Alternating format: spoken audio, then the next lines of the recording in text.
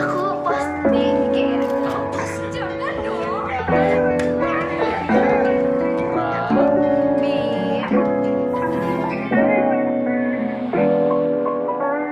Saya akan tanggung jawab. Kamu mau tanggung jawab kan? Iya kan? Mulai hari ini.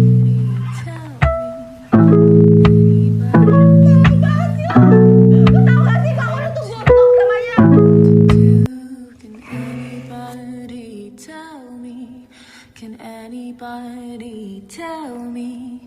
Can anybody help me how to what to do? Katanya mama mau kasih bayinya ke Tante Lia sama Om Adi. Soalnya mama gak yakin lo bisa ngurus. Gimana kalau nanti anaknya panggil kamu Om, Dara dipanggil Tante? Gak bisa mereka begitu aja seenak-enaknya. Jadi, kehamilan di usia Dara ini resikonya sangat tinggi. Tubuhnya Dara itu belum siap. Aku serius, Ra. Aku serius waktu aku bilang gak akan pergi ninggalin kamu lagi. Assalamualaikum warahmatullahi wabarakatuh. Perkenalkan, nama saya Wula Siskawati dan teman saya Haya Agnia Rahmi. Di sini kami mahasiswa Fakultas Psikologi dalam mata kuliah Psikologi Perkembangan Remaja dan Dewasa. Di sini kami akan mereview film Dua Garis Biru terhadap teori psikologi perkembangan remaja dan dewasa. Saya akan lanjut. Yang pertama-tama di sini akan dijelaskan mengenai sinopsis oleh teman saya Haya. Silakan Haya.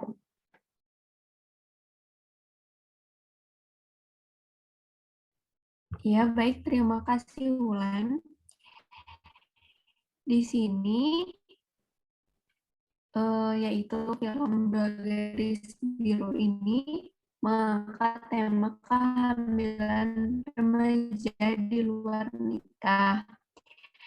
Dua pemain utamanya, yaitu Bima dan Dara, merupakan sepasang kekasih yang merajut asmara di bangku SMA-nya. Mereka ini tampak sebagai pasangan yang saling melengkapi dan mengisi meski jauh dari kesempurnaan. Hubungan mereka yang harmonis dan romantis ini bahkan mendapat dukungan dari teman-temannya. Pada hubungan yang belum terikat secara hukum legal ini, Dara dan Bima sampai terlewat batas, di mana mereka ini sering bermain bersama sampai suatu waktu hubungan mereka di luar batas dan menyebabkan Dara sang perempuan hamil di luar nikah. Tak lama kejadian tersebut diketahui oleh pihak sekolah dan pihak sekolah pun memanggil orang tua kedua pihak. Orang tua Dara diberitahu bahwa Dara dikeluarkan dari sekolah. Dara kemudian diusir dan dipaksa tinggal di rumah Bima. Suatu saat, Dara mengetahui rencana orang tuanya untuk menyerahkan bayinya kepada bibi dan pamannya. Di samping itu, orang tua Bima menyarankan mereka untuk menikah. Nah, setelah pernikahan keduanya, Bima bekerja sebagai pelayan di restoran ayah Dara. Di awal pernikahan mereka pula, Dara dan Bima sering berdebat soal ambisi Dara yang ingin ke Korea dan juga mempersoalkan hidup anaknya kelak. Dan akhirnya Dara diizinkan pergi ke Korea Selatan setelah melahirkan, dan anaknya pun diberi nama Adam. Untuk selanjutnya bisa di next.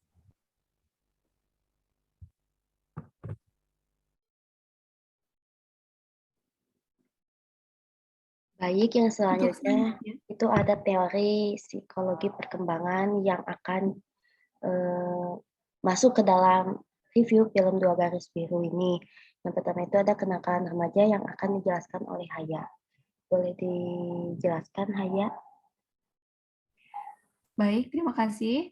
Untuk selanjutnya ada kenakalan remaja. Nah, menurut Harlock sendiri, menyatakan bahwa kenakalan remaja ini adalah tindak pelanggaran hukum yang dilakukan oleh remaja, di mana tindakan tersebut dapat membuat seseorang atau sang remaja yang melakukannya masuk ke dalam penjara. Lalu, kecenderungan kenakalan remaja ini adalah remaja melakukan tindakan yang melanggar aturan yang dapat mengakibatkan kerugian dan kerusakan baik terhadap dirinya sendiri maupun terhadap orang lain. Haruk juga mengatakan bahwa masalah remaja ini sering menjadi masalah yang sulit diatasi, baik oleh anak laki-laki maupun anak perempuan. Nah, terdapat dua alasan yang menjadi kesulitan tersebut, yaitu yang pertama, sepanjang masa kanak-kanaknya, masalah anak-anak ini sebagian diselesaikan oleh orang tua dan guru-gurunya, sehingga kebanyakan remaja tidak berpengalaman dalam mengatasi masalah. Yang kedua, para remaja ini merasa dirinya mandiri, sehingga mereka ingin mengatasi masalahnya sendiri dan menolak bantuan orang tua dan guru-guru. Berdasarkan uraian tersebut, dapat disimpulkan bahwa kenakalan remaja ini dapat diwujudkan dalam bentuk perilaku yang menyakiti diri sendiri dan orang lain, perilaku yang membahayakan hak milik orang lain, dan perilaku yang tidak terkendali, dan perilaku yang membahayakan diri sendiri serta orang lain. Untuk selanjutnya, resiko seksual akan dilanjutkan oleh Wulan. Baik, Haya. Terima kasih. Selanjutnya risiko seksual akan dijelaskan oleh saya. Di sini saya mengambil mengenai materi risiko seksual dari bukunya Diane E. Papalia, Ruth Daskin, Friedman, edisi 12 pada buku keduanya. Di sini dapat terlihat jika aktivitas heteroseksual adalah yang dapat menyebabkan kehamilan, seperti halnya seperti tadi sinopsis film, jika Dara dan Bima telah melewati hal di luar batas dan melakukan hubungan seksual. Nah, salah satunya itu Bima dan Dara itu melakukan suatu hubungan yang itu risiko seksual yang dapat menyebabkan kehamilan. Nah, selanjutnya itu adanya gaya pengasuhan dan otoritas pengasuhan.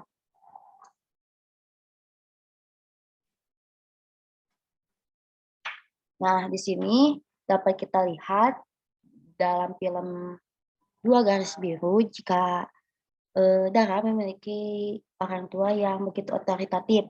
Nah, di sini kita jelaskan jika orang tua yang otoritatif ini adalah orang tua yang selalu menekankan pentingnya aturan, norma-norma, dan nilai-nilai, tapi juga mau mendengarkan, menjelaskan, dan bernegosiasi. Tetapi dalam hal ini orang bisa dilihat jika orang tuanya Dara itu jarang gitu untuk berkomunikasi secara lanjut. Ya, orang tua Dara memang otoritatif, tetapi orang tuanya Dara seperti halnya di dalam sinopsis itu, pada awalnya orang tua Dara tidak membicarakan terlebih dahulu kepada Dara jika anaknya akan diberikan kepada paman dan bibinya. Nah, dari pola asuh orang tuanya Dara tersebut yang menyebabkan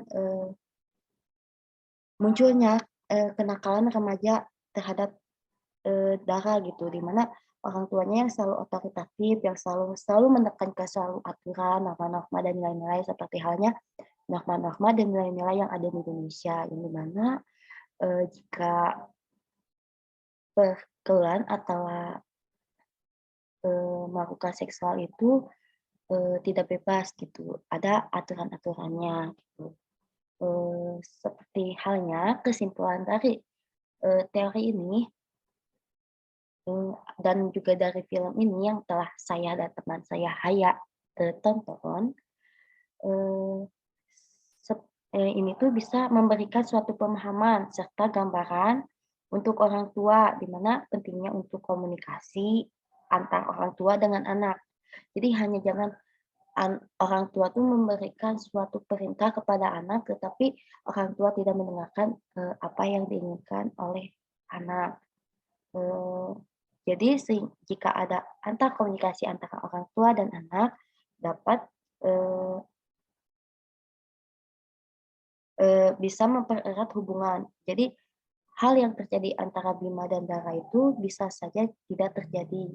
Mungkin segitu penjelasan dari saya. Mungkin dari Haya, apakah ada kesimpulan lain?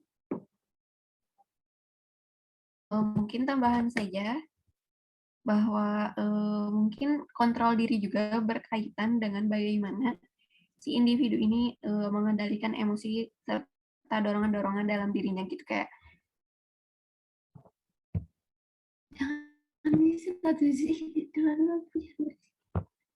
kayak Dara dan Bima yang tidak dapat mengendalikan emosinya dalam kehidupannya dan di lingkungan tempat tinggalnya. Karena kontrol diri juga dapat digunakan sebagai intervensi yang bersifat pencegahan. Nah, kontrol diri ini tuh mencakup semua perilaku kan, seperti perilaku sosial, spiritual, budaya, dan perilaku kerja. Mungkin jika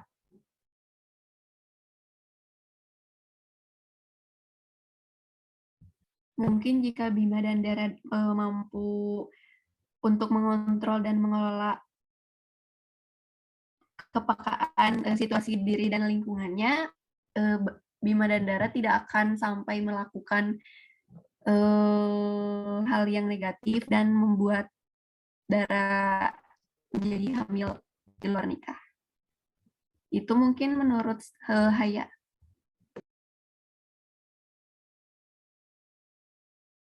Baik, Haya, makasih. Mungkin di sini saya juga akan menambahkan kembali mengenai pola asuh yang otoritas menurut Baumrind dan Sandrock. Di mana jika pola asuh yang otoritas ini selalu bertumpu kepada orang tua saja, seperti halnya yang telah saya jelaskan sebelumnya. Jadi anak itu harus menaati semua perkataan orang tua tanpa diberikan kesempatan untuk mengetahui alasan dari aturan tersebut. Seperti halnya yang terjadi terhadap Dara, di mana Dara itu dilarang berpacaran oleh kedua orang tuanya, mungkin karena banyaknya kasus-kasus kehamilan di luar nikah. Tetapi hal tersebut tidak dijelaskan terlebih lanjut kepada Dara mengapa orang tuanya melarang Dara untuk berpacaran, sehingga mungkin bisa dilihat jika dua garis biru itu Dara dan Bima melakukan atau melewati batas hingga melakukan hubungan seksual di luar nikah dan menyebabkan Dara hamil di luar nikah dan memiliki anak.